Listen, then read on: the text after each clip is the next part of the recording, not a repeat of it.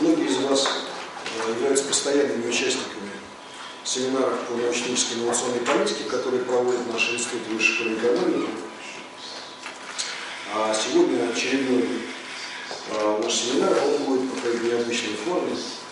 Это будет обсуждение какого-то конкретного исследования и не, скажем, презентация какой-то инновации в сфере политики. Это будет лекция трех наших коллег из университета Манчестера, которые любезно согласились выступить здесь сегодня и рассказать о том, что такое Foresight и каковы самые новые тенденции в этой сфере исследований. Я не буду рассказывать о том, что такое Foresight, по крайней мере, слово это наверняка все слышали, хотя бы потому, что уже сюда пришли. Я позволю себе представить наших гостей. Вот рядом со мной находится профессор Йен Майлз. Я могу без всяких комплиментов и без всякой ложной скромности сказать, что те, кто читает хорошую литературу по экономике инноваций, инновационной политике и форсайту, должны просто знать это имя по определению. Я, по сути, перед вами классик жанра в этой области. Я очень много писал, продолжаю писать по инновациям в сфере услуг. Это такой классический автор. И кроме того, является одним из ведущих мировых экспертов по форсайту. Рядом с ним находится Рафаэль Поппер, один из самых известных таких глобальных экспертов по форсайту. Рафаэль, помимо того, что он много занимается теорией и методикой форсайта, известен как координатор, организатор многих форсайт-проектов в самых разных странах мира и в разных регионах, о чем, я надеюсь, он расскажет. И, наконец, следующий наш лектор – это Ощан Саритас. Ощан – главный редактор международного журнала «Форсайт» и «Инновационная политика» и один из известнейших исследователей в области разработки дорожных карт. Мы построим нашу сегодняшнюю лекцию следующим образом. Профессор Майлз сделает небольшое введение, затем Ощан Саритас расскажет о системе исследований в области форсайта, потом профессор Майлз опять возьмет слово, расскажет об опыте Манчестерского университета и исследованиях, которые там ведутся в этой сфере. И, наконец, затем Рафаэль расскажет о очень интересном и многообещающем направлении, которое он сейчас активно разрабатывает, то, что называется wild cards and big signals, как такое очень интересное направление в области форсайт-исследований. Прошу. Press the button. Hello. Okay, thank you very much. I'm not used to being described as a classic. I think of Charles Dickens as a classic, but that's a very nice introduction. What I was going to do was begin just for 5 minutes to talk about our Foresight work in Manchester. And then Ozcan will give a general overview of Foresight processes and approaches and explain why we need to take this up in a very systematic way. And then we will look at 2 particular studies which we have been undertaking. Our institute, Manchester Institute of Innovation Research, is based at Manchester Business School, which is within the University of Manchester. So if you go to the Manchester Business School webpage, this is the sort of thing you see. And then when you click on, you can find our webpage, and these are the sorts of things which we consider to be our guiding principles. We're conducting independent research.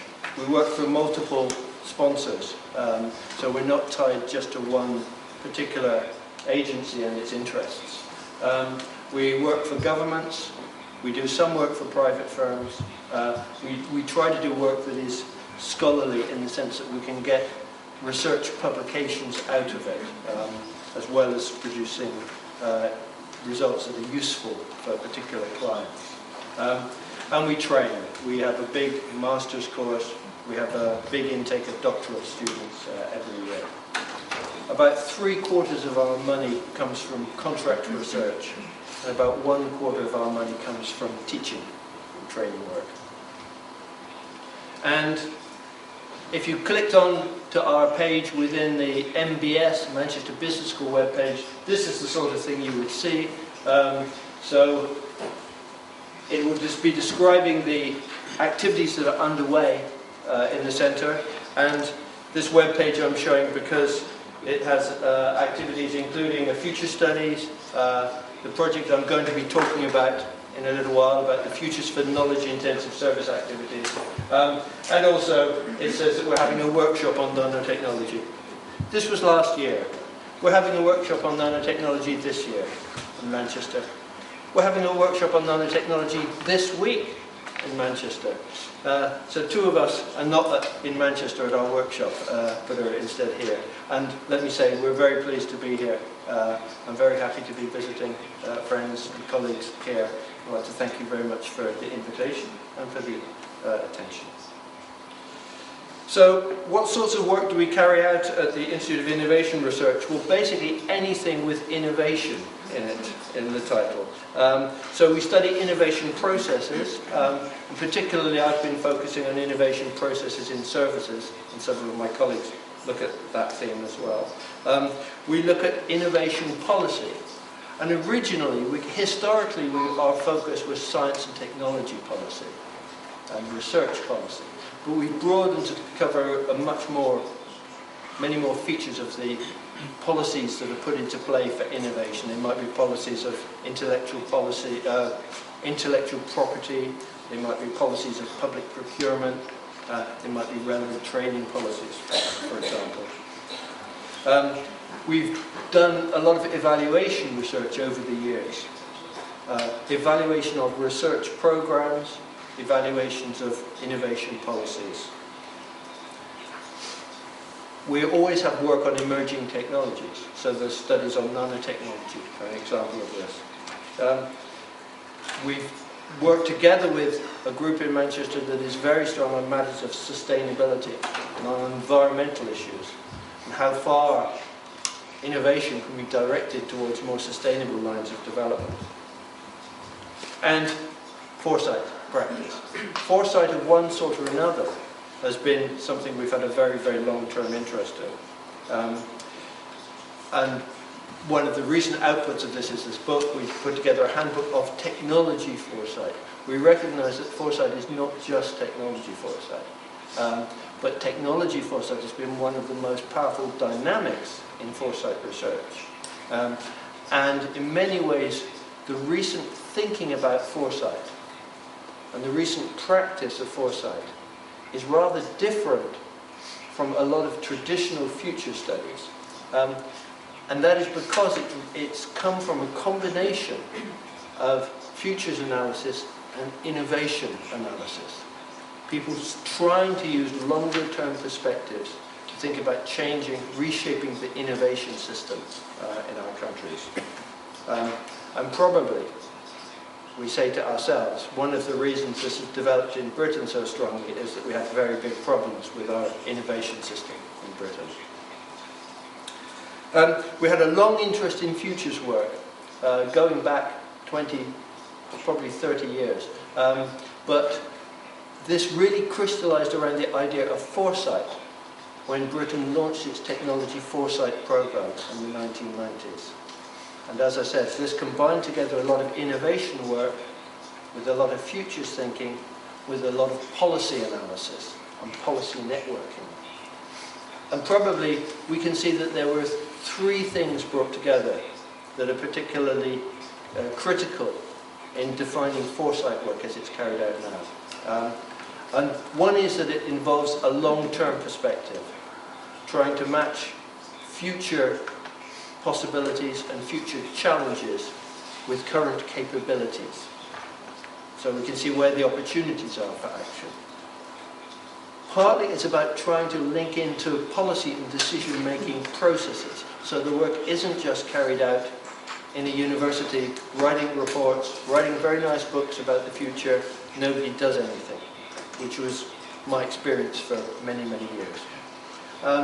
And third, we try to link to a much more broad participative framework. That is, we realize that foresight work It's best not just a small group of people sitting around making their own expert view, but it's best a matter of engaging lots of different stakeholders.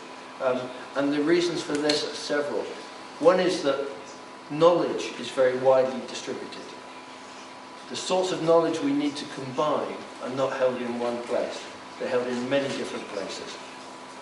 The second is that the capacity for action is very widely distributed. Our policymakers cannot say, you will do this, and everybody will do this.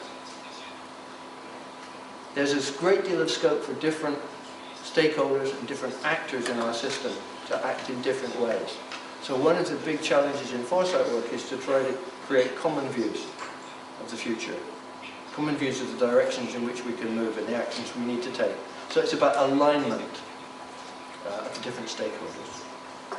And the UK programme, beginning in the 1990s, which we were engaged in some methodological work for, and recently we've been doing some evaluation of the progress of Foresight in Britain, worked very well as a combination of these three different elements: the long-term perspectives, the policy relevance, and the engagement of a very broad community of people. So we do other work. So this is a case, again, I just show because it's very relevant to this being Nano Forum Week in Moscow. We did a scenario study for Britain on the futures for nanotechnology, where Britain could be in this new technology. This is in some ways a sad story because we produced a report, the report was officially accepted, it was made the nominal policy of the British government, but when the policy was put into action, suddenly it stopped being nanotechnology. It started being a policy for nano and microtechnology. And the microtechnology community in Britain actually took over a lot of what was intended by this, and we didn't have the impact and the nano world that was originally intended. So this is just some of the recent studies we're engaged in. Ozcan Sorotis has been working with the CleanProd project, which has been doing road mapping and scenario analysis for moving towards more sustainable manufacturing. I was doing a project a couple of years back on the need for new sorts of skills related to information technology, what we call e-skills.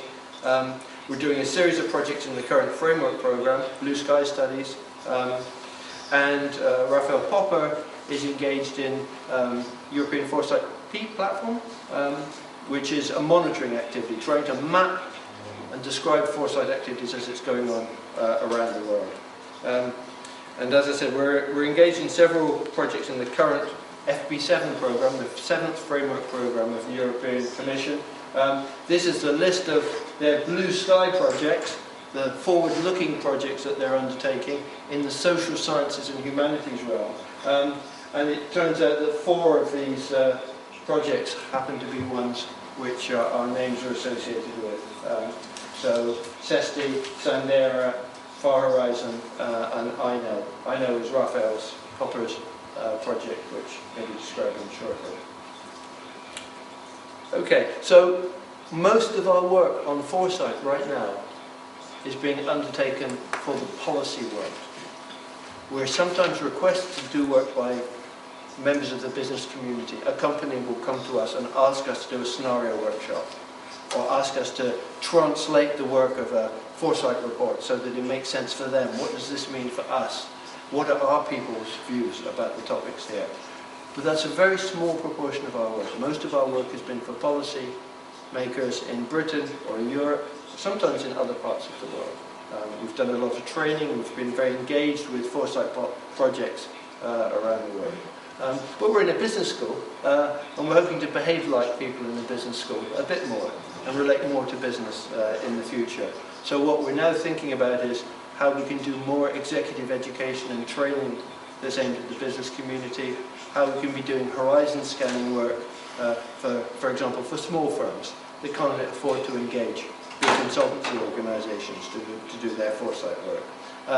And to get engaged in various communities, for example, in our part of Britain, where there's a lot of networking going on around various innovation platforms and programs. how can we put foresight work into this? How can we put longer term perspectives into this? So that was my effort to give a very quick summary of the sorts of work we're undertaking and put this a little bit in a historical perspective of how we moved from being in futures to being in foresight. And what Özcan is going to do, I think, is give you one very good example of how this work is taken on further in developing a sort of more systematic foresight methodology. So, over to you. Okay. After our presentations, we will give plenty of time, I hope, for a proper discussion around. But these introductory remarks, I don't think, need much discussion, unless there's something that is completely unclear you would like me to say more about. Thanks, Ian, for this nice introduction. Before that, thanks to our colleagues, Leonid Goldberg and other colleagues, Alexander Sokolov, who invited us here and gave us this great opportunity to talk to you today. And we want this to have a kind of one-way communication. We would like to hear your ideas and opinions as well. We know that you are familiar with foresight and concepts, so I hope actually later today we'll have some dialogue on foresight together, because after seeing some presentations yesterday, we were really, that's great. Okay. So we were really impressed with the activities going on in here. So we are also aware that actually we have a lot to learn from you. So Ian has mentioned very briefly on the activities we are involved, or we have been involved in the past 30, 40 years. There are some projects we have been involved in foresight. We do some teaching on foresight. We do some executive education. We have our own foresight courses we deliver every year, and we have some other executive education courses with some international organizations like UNIDO. I'm very glad to see some of our students here doing very well actually in Russia at the moment. What we also do is some research on foresight, how to improve foresight practice, how to make foresight in a way that it can actually address today's problems better. We are now living in a more complex world. There are too many variables when we think about the future, so the uncertainty is higher. We are more concerned about our future because of all this complexity and uncertainty of systems. Now, actually, particularly a colleague of mine, Professor James Lowry, and I take some time to see actually how we can improve the foresight practice, because the practice of foresight has to evolve as well as the world changes. Maybe foresight should take the lead actually to shape the future of the world. That is the most desirable state. But now we are still in the stage of addressing world's problems at present and in the future in a best way. So, given this background, in my presentation I'll talk about the evolution of foresight practice. Foresight practice has evolved, as I said, as the world changed in the past, starting with the 50s, 60s, 70s. So I'll go very briefly decade by decade, and you'll see how the world was changing and how our approach to the future was changing as well. Then we will come to a point that how it might be, how the foresight practice might be in the next 10 years. So what sorts of actually issues we need to address in foresight and how we can approach them methodologically. So that is what my presentation is about. Then tomorrow in Brussels Forum, I will talk about an application of this idea in the field of nanotechnologies, nanoartifacts. So this is the main outline of my presentation. First of all, foresight is not a new thing actually. It is an unavoidable human characteristic. We think about the future all the time. It is a part of us. And we always think about the results of our actions or the impacts of our actions on our lives. We take some decisions, and when we take decisions, we always think about their implications on our practical lives. So we can say that the foresight is there from the existence of first human being on the Earth's surface. So this is an unavoidable human characteristic. What is different now is that, maybe it's not different actually, this is still a part of us. We always think about the future. This is our kind of a daily activity. We do that every day. But now what we are doing is trying to bring these individual foresights together in a more systematic way so that we can think about the future collectively and develop some collective visions of the future.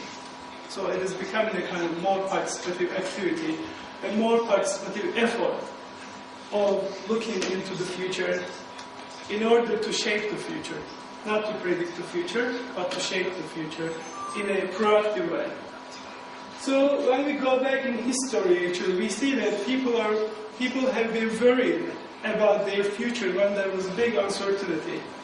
Whenever there was a big societal or economic change, people were more worried about their future, and this boosted the practice of foresight further.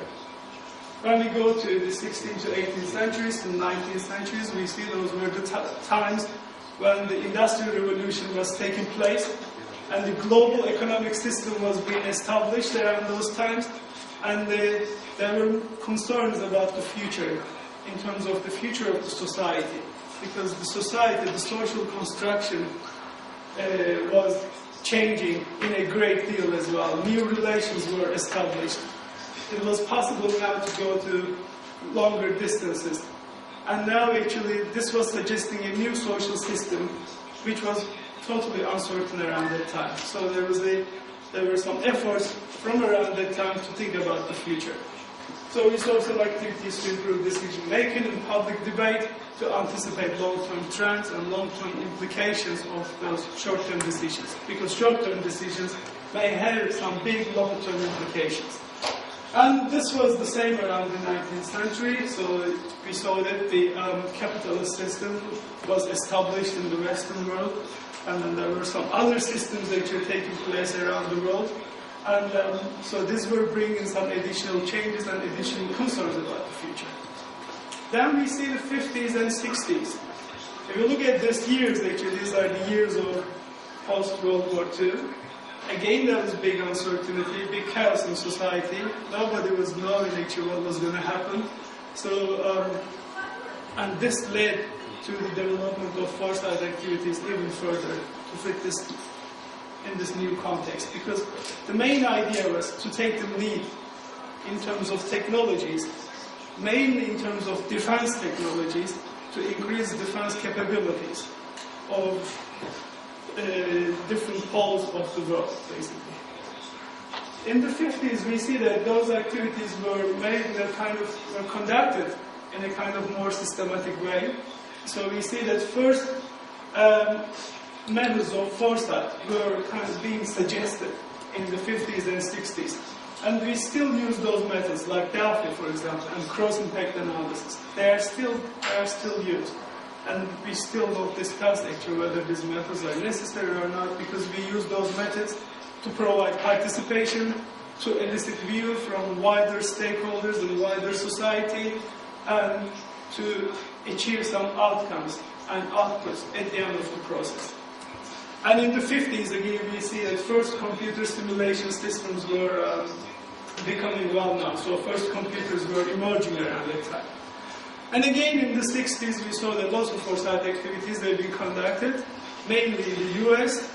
The aim is here to use technology foresight to have some advancements in the defense sector. And then these activities were mainly technology-oriented, where technology was the main factor which could bring you competitive advantage in terms of defense. In the 70s, we see that the world is changing. So the Second World War was already further back in history. There were more economic problems this time. So how to deal with this economic crisis, frequent economic crisis in the 70s? There were lots of oil shocks coming back to back in the early 70s. And there were again some unpredicted actually events happening. So we needed to develop an approach to deal with this kind of unpredicted futures. In the 60s, activities were mainly forecasting activities to predict what is likely to happen. But in the 70s, with these unexpected shocks, we realized that it is not possible to predict the future. So there are multiple futures actually. There is a good deal of uncertainty around the future. So we need to capture this uncertainty. So there's this difference in terms of understanding of foresight. And also some emerging social and economic problems. So foresight was then being used to develop economic system. Not the defense system itself. Foresight was used to look into the longer term future of technologies. These technologies would bring some economic benefits eventually. And in the 80s, again, the concerns were different. So there were some different problems. And this multiple futures thinking from 70s were kept, and it was given even more emphasis. In the 80s, we see that national innovation systems were being established in many countries. So there's big talk on national innovation systems in the 80s literature, and even up until the 90s, you can see a mention of a national innovation system. So national innovation system, to establish a national innovation system, you need to bring different actors and stakeholders involved in the innovation system together. Only after that, if they are linked, you can talk about the system. So this time, Foresight was considered as a tool to bring the actors of the national innovation system together to be able to talk about the system, actually. So policymakers, researchers, academia, and society, and other actors, other stakeholders were all brought together with this purpose. So the participation aspect of Foresight was becoming more important. So activities in the 80s were more participative in nature. So participation, the process benefit of Foresight, mutual learning, collective vision, were all becoming important. Because if society, if social actors, political actors, if academia, research, if they all act together, only after that you can talk about the national innovation system. If one link is missing, you won't be able to introduce change, or you won't be able to implement your vision of the future. So this was the characteristics of Foresight in the 90s, in the 80s. When we look at the 90s, we see that science and technology was at the forefront again. Technology foresight activities were again at the forefront. Technology as a driver of change. But this time, technology was a driver of change for economic and social development at the same time.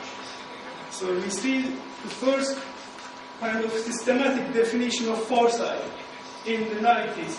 It's a process involving systematically attempting to look into the longer-term future of science, technology, the economy and society. So you see the social aspect is coming into the picture now, with the aim of identifying areas of strategic research and emerging new technologies likely to yield the greatest economic and social benefits. So the use of technology for social and economic benefits this time. So you see that the understanding of foresight, its function in terms of thinking about the future, is changing. In the 2000s, we see that the change is still going on, the world is still changing, and when we look at the context of innovation, when the context of the world actually overall, we see that there's an increasing importance of innovation. As Nina said, it's not only technological innovation anymore, we are talking about organizational and service innovations now. So this actually has to be reflected in our futures thinking as well. And we see development of service economies. Now in developed countries, service sector gets high portion in the overall GDP created compared to traditional manufacturing sectors. So we need to address this issue as well. And some other developments that we are talking since the beginning of the 2000s, like globalization, changes in demographic structures. We are getting more worried about how the demography is changing, cultural practices, environmental affairs, sustainable development, and climate change. So these are all the issues we are talking about. And now actually we are becoming more aware of the close relationship between science, technology, and society. So you cannot only use science and technology as a driver of change. You need to use society as a part of it. So we have more inclusive foresight exercises. If you look at the definitions of foresight from the 2000s, you see that there's no reference anymore actually to science, technology, environment, or anything, because foresight is very wide application areas. So it is applied practically in all different areas for all different purposes. So that is why there's no reference to any specific field or topic, but you see that actually there's more emphasis on the systematic aspect, that the activity has to be planned around the methodology. It is a participative kind of effort where stakeholders come together, look into the future, multiple futures, and foresight finally is a policy and action-oriented activity. So there's more emphasis on these aspects of foresight instead of addressing any particular topic. So what is happening now? We are in 2009, so we are going into another decade, and foresight practice will evolve probably with these changes happening in the world. You see that the change is happening in different decades now, so it's not in hundreds of years. The change is happening much faster, so we need to be able to address all these changes. So the future of foresight can be characterized by several factors. One of them is changing policy context and challenges we have now. Increased financial trade and investment flows all around the world. You cannot isolate yourself now from the rest of the world. You need to monitor the world very closely and see actually what's going on, how it is evolving, because we live in a more connected world. And there's rapid and accelerating technological progress. All this type of technologies like ICDs, biotechnology, fuel cells, and nanotechnologies, they offer all sorts of new opportunities for us. So the change is not always dramatic. We have some opportunities emerging as well with the use of these new possibilities, which will change actually our practices. Our practices in terms of manufacturing, our practices in terms of delivering services. So all these technologies enable us to do these things, our daily practices in different ways, various ways. And new international regulations and standards on trade, quality, labor, environment, intellectual property rights. So some of these issues, like this ones, are not possible to be controlled by single state or single country. So there are some global problems arising, which needs some global governance system to be established. So we need to collaborate actually to deal with these issues. And there are new systems to design, produce, distribute, and manage products and services. All sorts of global value chains and production networks exist now. So one product is grown somewhere else, it's packed somewhere else, and it's then sold in another country. So all these networks have been established already. And there are some other factors. So this was the policy context, which characterized the next decade, 2010s.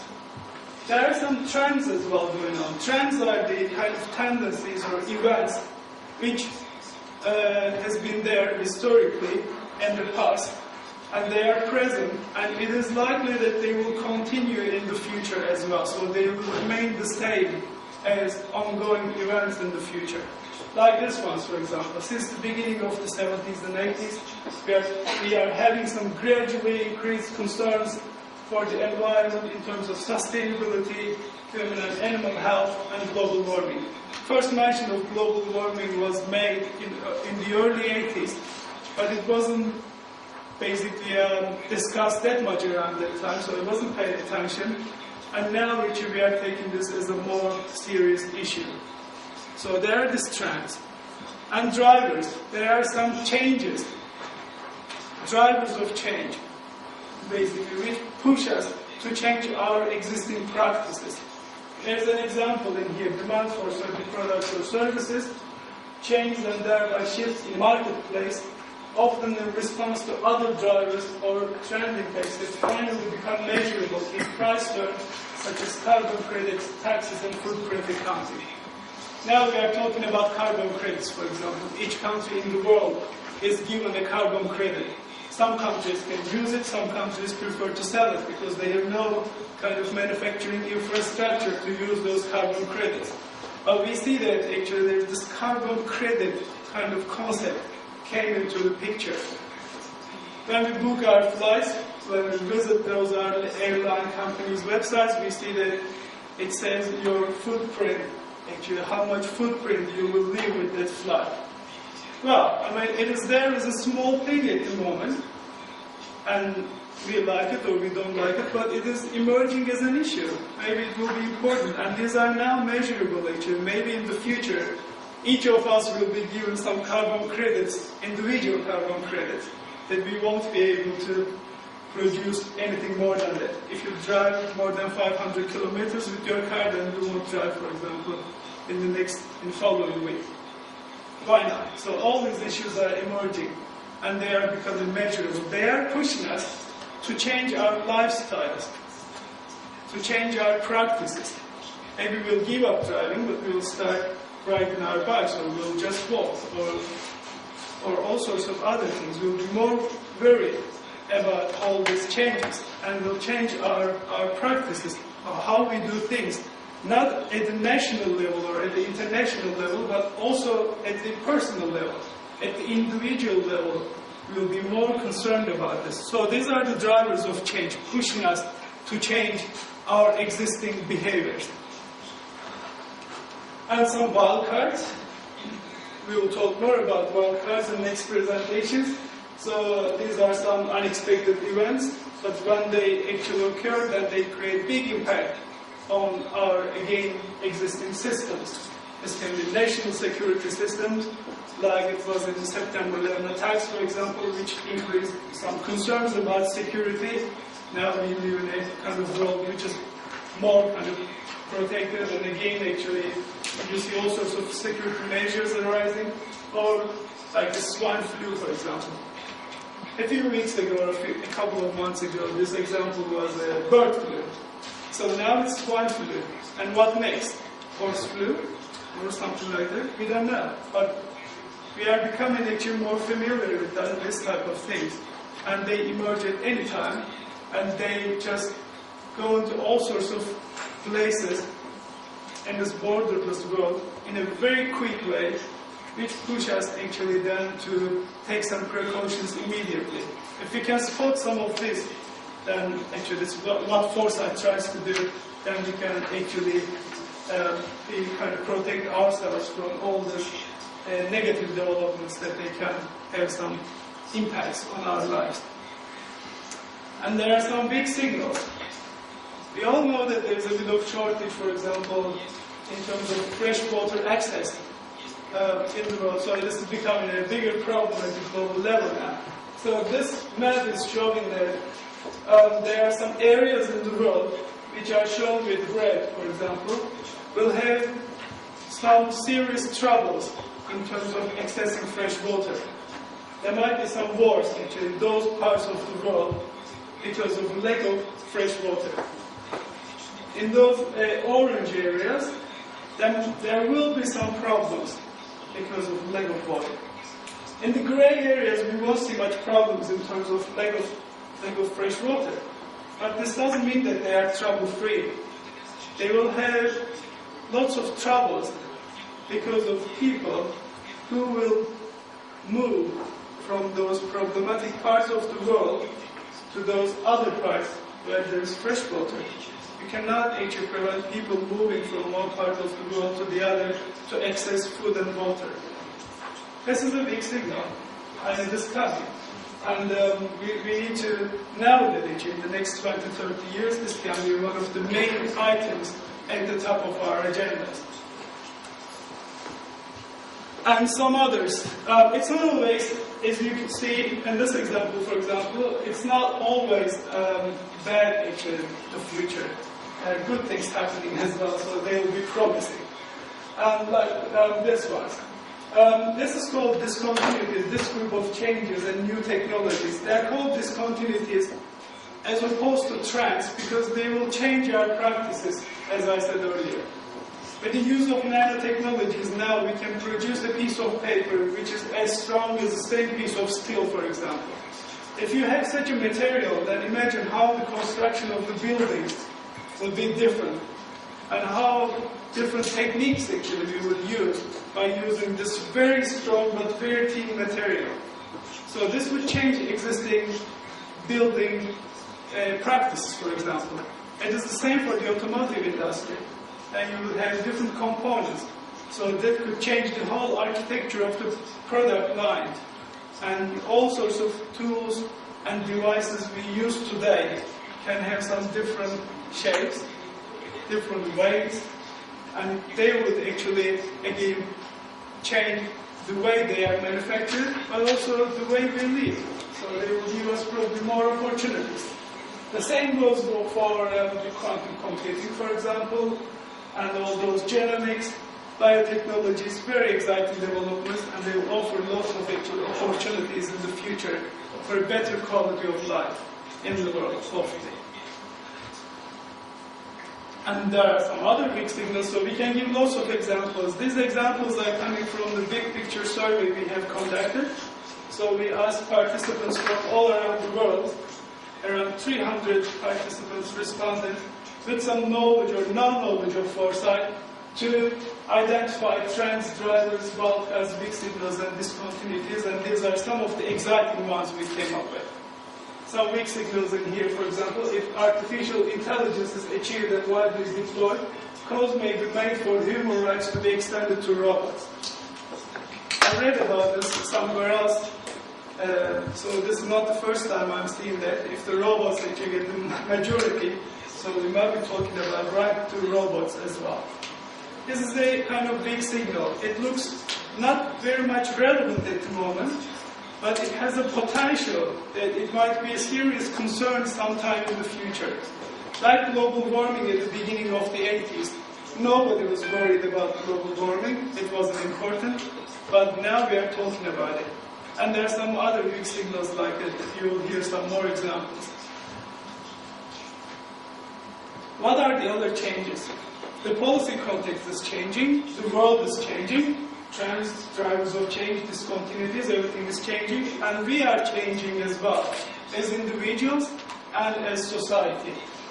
So now we see that there's more involvement of society in decision making.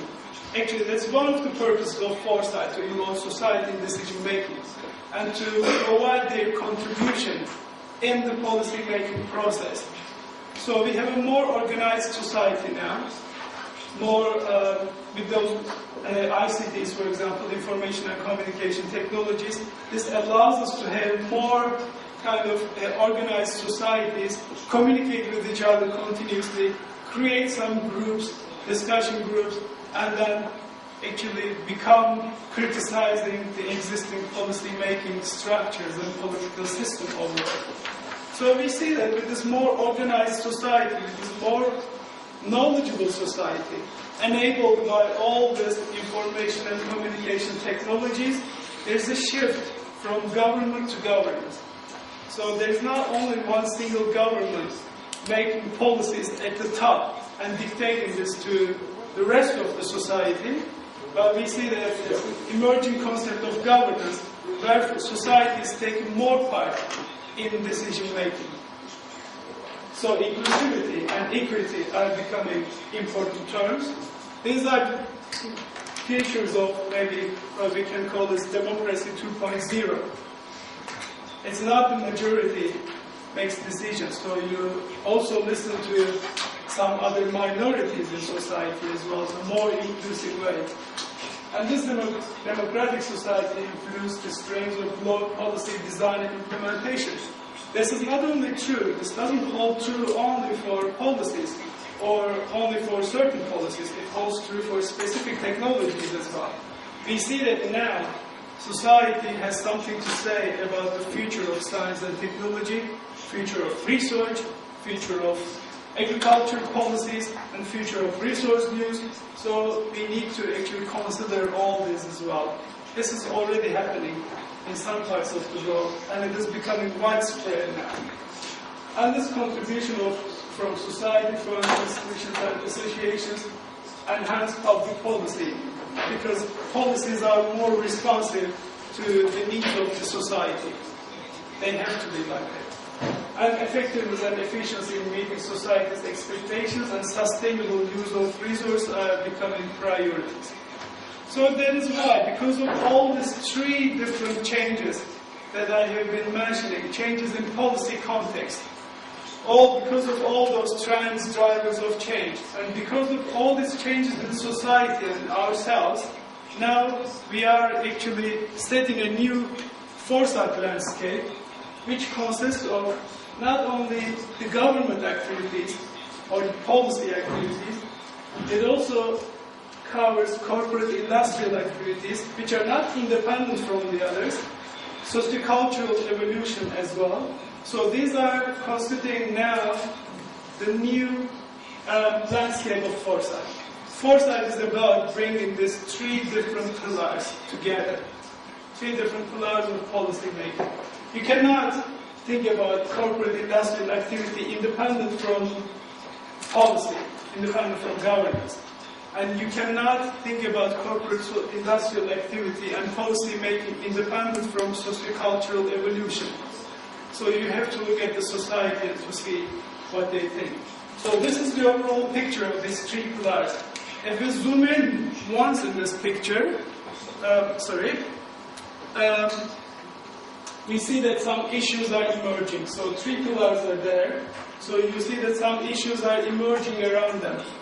Fuel and energy, climate and water, population growth, urbanization and health. The government has to provide health to the citizens and food as well, so there should be a food policy. And the use of natural resources, waste and pollution. When you think about all these issues, they are not independent from each other. They are connected to each other. And we need to understand this in that way, as a system which is established around these three pillars.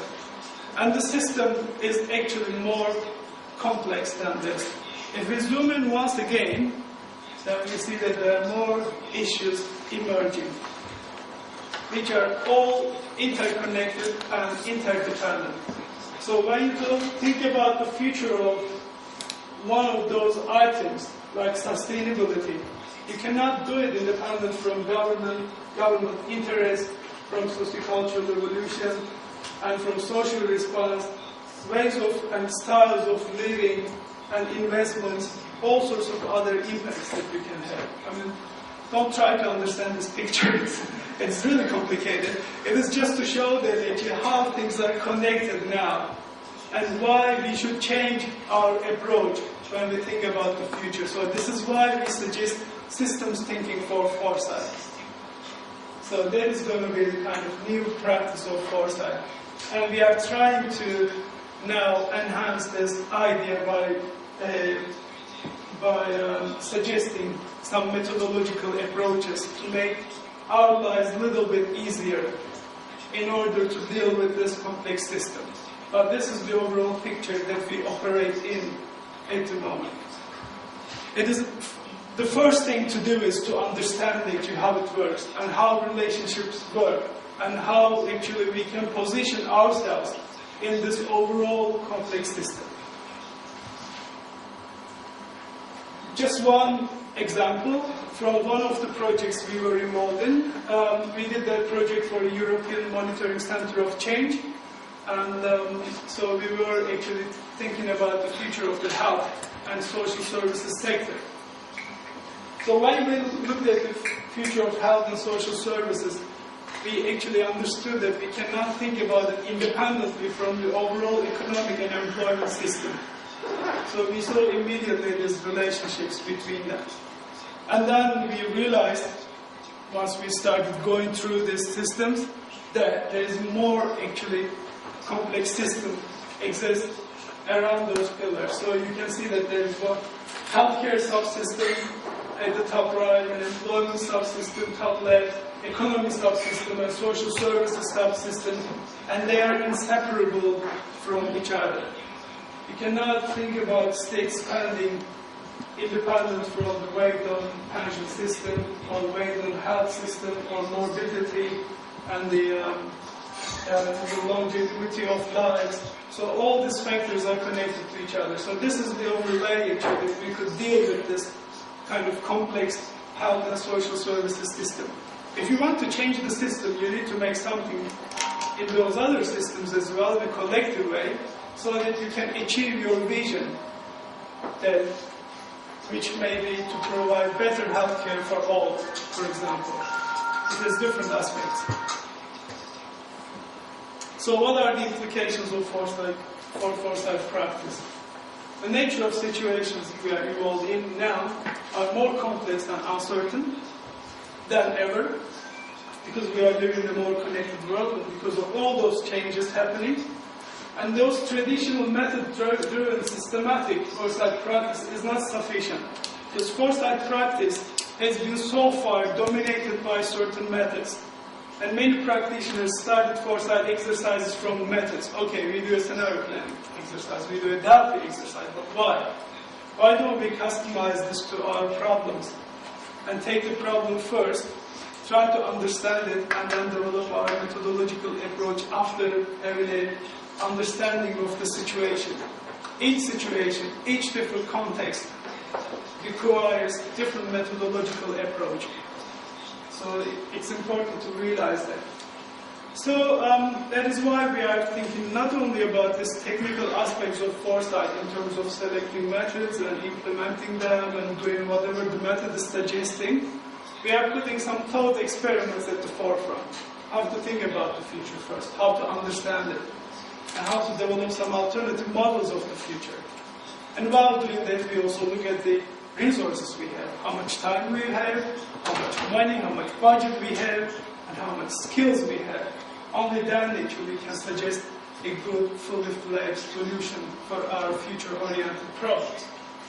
So the conclusion was the need for a systemic foresight approach that, as I said, my colleague Professor Dennis Lavridge and I have been working together. We have developed these ideas further with my PhD thesis we supervised, and now actually our research on this is still ongoing. So very briefly, what is a system? It's a set of elements connected together which form a whole. This showing the properties which are properties of the whole rather than properties of its component parts. So there is a synergy element. System elements, they would behave differently if they existed individually, but when they come together as a system, their behavior change, and this leads to the overall behavior of the system. Like the healthcare system, health doesn't exist itself, so it's not only the matter of providing enough medicine. It would be very easy if there was endless sources of medicine so that we could actually distribute everybody for free. But then you are dependent to the economic system, and science and technology is there, and society's behaviors. So when all this come together, the healthcare system is something different than what you would think it is actually if it was an individually kind of standing sector. So system thinking from this perspective is viewing events as a system and are part of larger systems. So understanding the behaviors, the interdependencies and interconnections between those elements. And some notions of systems thinking, you might be familiar with all this. We are now actually discussing how to apply this in our future's thinking, like causality. The system elements are connected to each other, and the change in one part of the system leads to some changes in other parts of the system. And then this turns our attention from individual systems to the whole, which brings the second notion of systems thinking, holism. We look at the wider system. We try to understand it, because we are positioned in several systems. We are positioned in here, in Moscow, and then Moscow is positioned in Russia, Russia is positioned in Europe and Asia, and then this is positioned globe, and you can see that actually there are all different things going on at these different systems, different levels. So we need to actually understand, if we are thinking about the future of Russia, for example, we cannot understand it independently from the changes at the global level. So this is what we suggest with this holistic thinking. And hierarchy is again the same. Some subsystems and upper level systems and how they relate to each other. Another important element is continuity, meaning that systems change continuously. I was showing you actually how the world has changed since the beginning. Even in the 50s, 60s, 70s, 80s. And now the world is still changing. This is a dynamic process, and it will continue like that in the future, but in a faster way. So the pace of change is also different now. We are not talking about centuries now. We are talking about decades. It will be probably different in a few years' time. So we put this thought experiments at the forefront when we think about the future and when we plan foresight activities. The first and immediate step of foresight should be understanding those systems and how they behave. So this first step helps us to create shared understanding and mutual appreciation of issues. Foresight is a collective activity, so there should be a collective understanding of those different systems by the stakeholders, by the actors involved in a foresight exercise. Then you produce some models, some agreeable models of the present to understand actually where we are now, where we stand, so that we can understand our problems, opportunities, and we can know ourselves much better. We can see where we are now. Then we think about the future. We know that there are multiple futures. There are all sorts of trends, drivers of change, wild cards and expected events, and we pick up some weak signals from the future. So there are some changes, some uncertainties in the future, and we get some promising and not very promising signals from the future, which may be beyond our control. So there are multiple futures. All these lead to multiple and to an uncertain world first, but then this uncertainty gives us an opportunity to create the future where we may have some opportunities, but we may also see some threats. So as a part of this process, we create alternative models of the future. Again, I'm talking about models because again, we think about the future in a systemic way. Again, when we think about the future of nanotechnologies, we put nanotechnologies into a wider context. How, for example, a single individual's life would be by using nanotechnology-enabled products. So you try to picture that.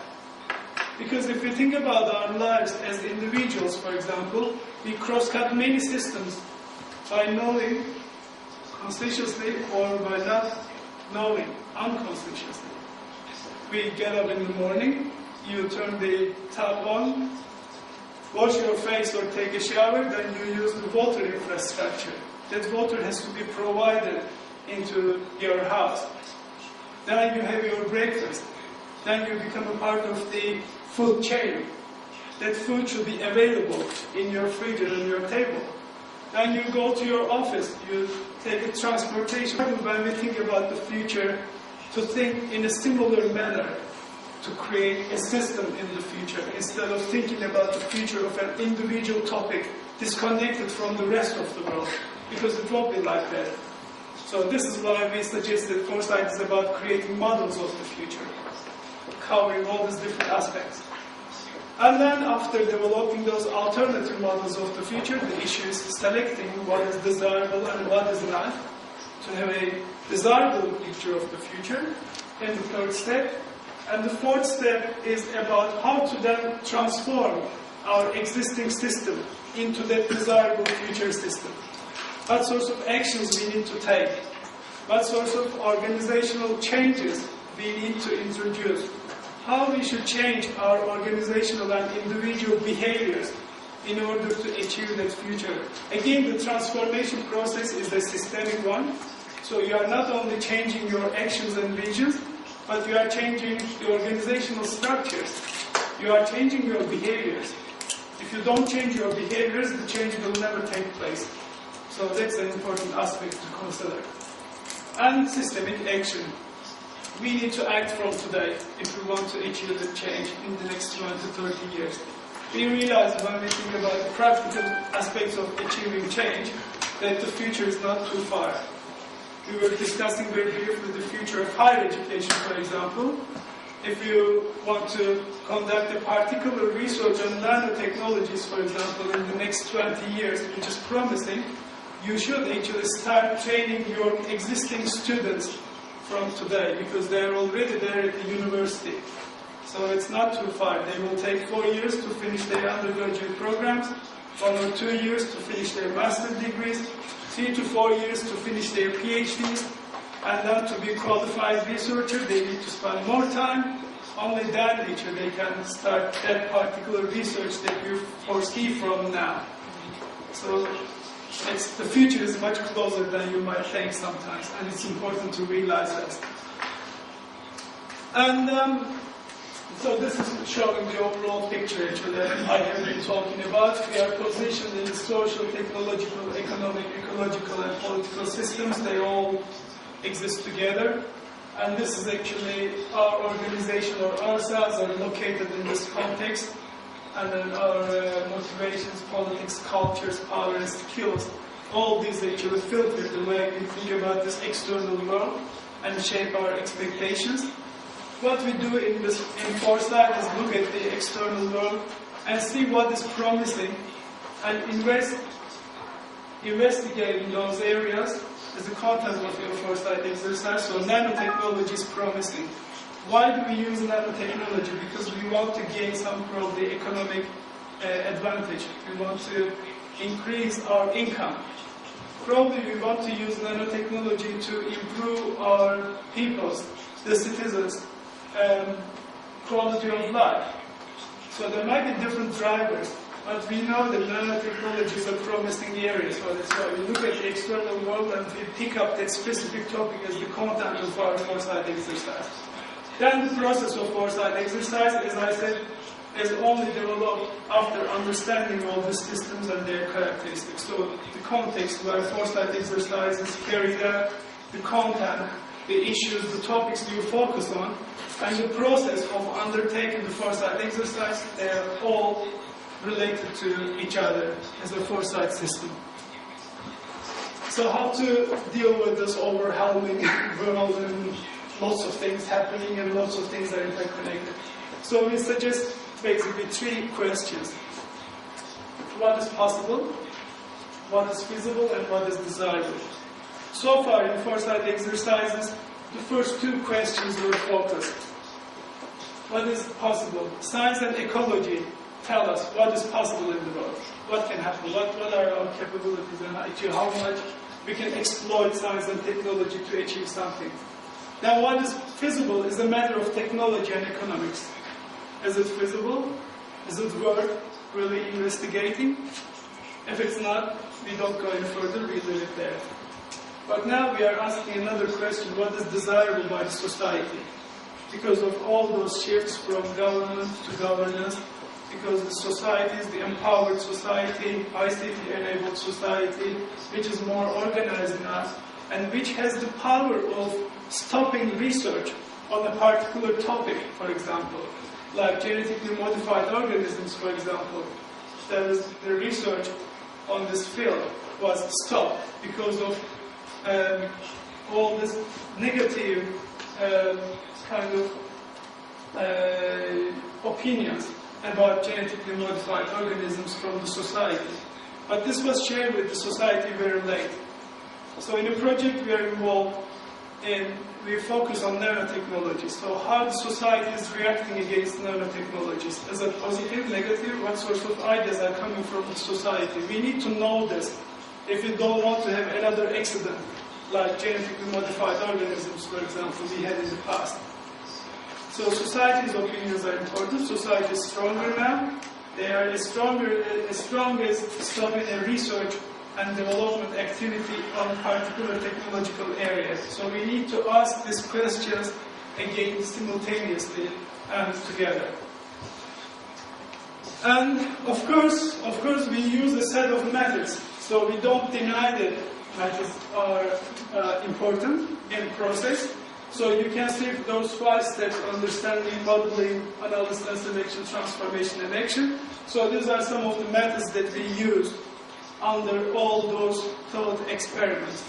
We use scanning, we do grammatic analysis, we look at the literature, we do interviews, trend drivers analysis, all system analysis, and then to develop some models of the future, we do gaming, scenario planning, wildcard, and mixed signal analysis, modeling, and we stimulate them to create alternative models of the future. Then how to decide what is desirable on those different features the question, then we use a different set of methods like SWOT analysis, multi-criteria analysis, some prioritization if we have too many priorities, for example, and some benefit, cost, and risk analysis to decide what is more desirable or what is most desirable in the future. Then again, foresight is not only about planning the future and putting it there, but it's also connecting it to the present. So we have a set of methods like roadmapping, for example, which we have some competence, and then some backcasting activities and some other planning activities. Then actions. We suggest a set of priority lists, critical key technologies. These are the actions we need to embark upon today in order to achieve the change in the future. Foresight is a participative activity, therefore you have all those panels, conferences, workshops always around, so this should be conducted in a participative way from the beginning. So conclusions. Foresight practices moved from being systematic to systemic because of all sorts of things that I said so far. And systemic foresight methodology concerns those situations which is characterized by sets of events that may be coincidence or serial or both. So they might be happening at the same time or following each other. So systemic foresight methodology tries to understand the nature of these situations.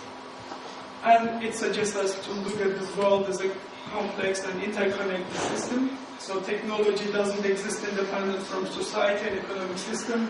Ecology cannot be considered independent from political and technological systems. So we suggest looking at these systems as a whole. And it is a soft system. It's a participative activity. We are involved in it, and we need to actually understand how the subjective opinion work in the process of foresight. Individuals may change the fate of the foresight activity, so we need to be careful in terms of eliciting knowledge from different people, from different backgrounds. And in all those terms, systemic foresight methodology meets expectations for inclusivity, transparency, and involvement. And thanks very much for your patience. Before just finishing my presentation, Ian mentioned that I have recently been appointed as the editor of the Foresight Journal. So we are in foresight in all terms, as you can see on the research and on practice. We do some project work, and we also have some control over the literature as well now. So this is our journal, Foresight.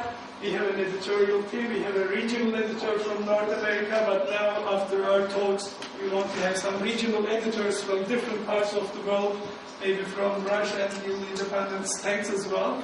We have a very rich editorial advisory board, including Ian Miles as well, as one of the valuable members. So you can see that there's a big coverage of different countries. And you can basically cover issues on social, political, and economic science, sustainable development, horizon scanning, and all sorts of other related issues. The journal has been there for 12 years. It's one of the 5 journals in the field, and it is indexed in different databases, as you can see. So what I will do is that in case you don't have access to this journal, there's a website in here. This is journal's website, www.emeraldinsight.com/fshtm. You can use this username, Foresight100, and password. You have to subscribe for this journal normally, but if you use this username and password, you can download the papers which have been published since 1999. I'll just leave this here. Thanks very much. Thank you very much. Вопросы, пожалуйста. Well, my question is, first of all, thank you for this presentation. It was really interesting, especially the slide before the end, where you wrote the methods according to the stages of the systemic process of evaluation of foresight. But my question is, when you speak about the complicated systems,